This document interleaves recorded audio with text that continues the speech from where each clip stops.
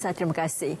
Baiklah, program ladang agrotourism Kejora menerima sambutan menggalakkan dalam memperkasa peladang tempatan dan bantuan Yayasan Kanser Tunku Laksamana Johor tetap diteruskan bagi membantu pesakit kanser. Laporan penuh kita bersama Nur Akila Arba'in di Johor Bahru. Silakan Akila.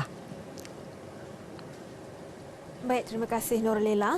Sejak ditubuhkan kira-kira 5 tahun lalu, lebih 2,000 pesakit kanser telah dibantu merangkumi pemberian wang tunai dan barangan keperluan. Laporan Erwin Zaid.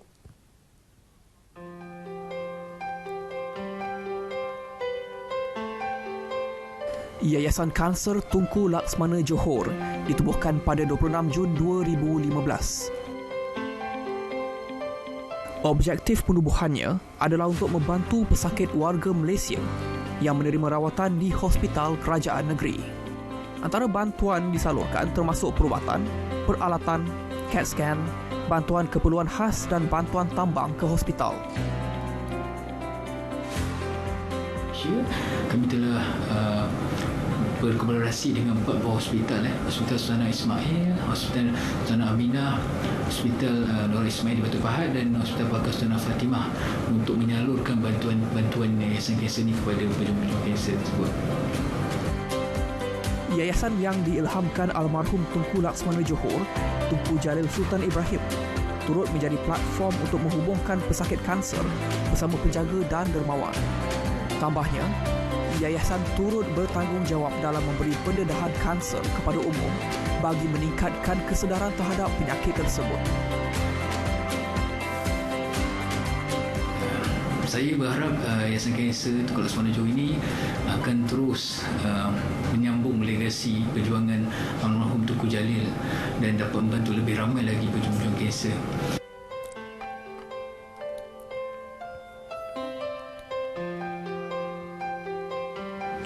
Yayasan Kanser Tunku Laksamana Johor telah membantu lebih 2,000 pesakit kanser sejak penubuhannya pada tahun 2015 dan ia bukti bahawa yayasan ini komited untuk terus menabuh bakti membantu pesakit kanser. Erwin Zaid melaporkan untuk Berita RTM.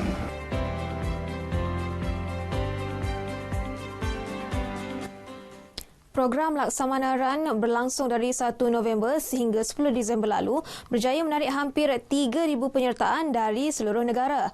Buat pertama kali, program larian tahunan itu diadakan secara maya bagi mengelak penularan COVID-19. Ketua Pegawai Eksekutif Yayasan Muhammad Iqmal Izam Zaini berkata, peserta perlu menghabiskan larian sejauh 5 km menggunakan aplikasi Jomran di telefon pintar. Larian boleh dilakukan di lokasi masing-masing untuk mengelak sebarang perhimpunan selaras SOP mencegah COVID-19. RM800,000 berjaya dikumpul hasil penganjuran program berkenaan. Kesemua dana disalurkan ke Yayasan Kanser Tunku Laksamana Johor untuk membantu pesakit kanser yang berdepan masalah kewangan. Bagi memperkasa sektor pertanian negeri, Lembaga Kemajuan Johor Tenggara Kejora melaksanakan program ladang agrotourism Kejora di Sungai Mupur, Kota Tinggi. Program yang bermula tahun lalu itu memberi pajakan tanah milik Kejora seluas 400 ekar kepada 20 usahawan tani tempatan mengusahakan pelbagai jenis tanaman dan sayuran secara integrasi, antaranya MD2 dan kelapa matak.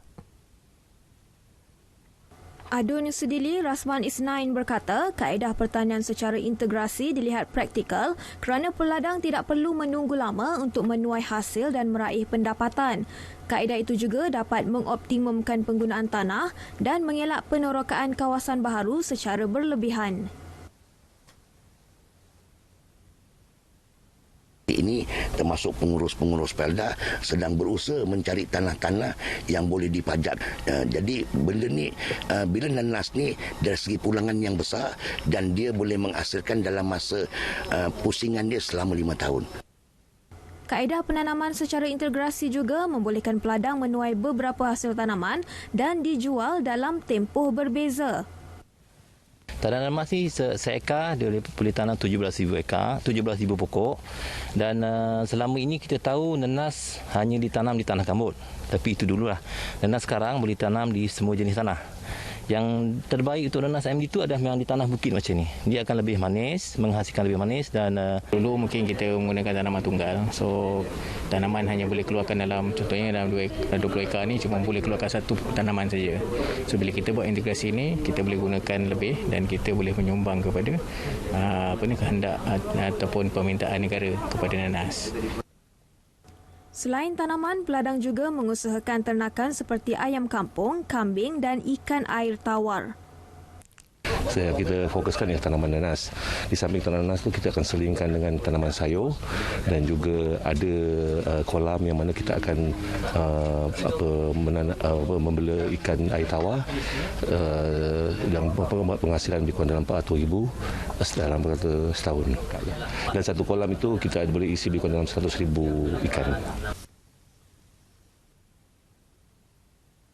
Sekian berita wilayah dari selatan tanah air. Kita kembali bersama rakan penyampai di Angkasa Puri untuk berita selanjutnya. Silakan.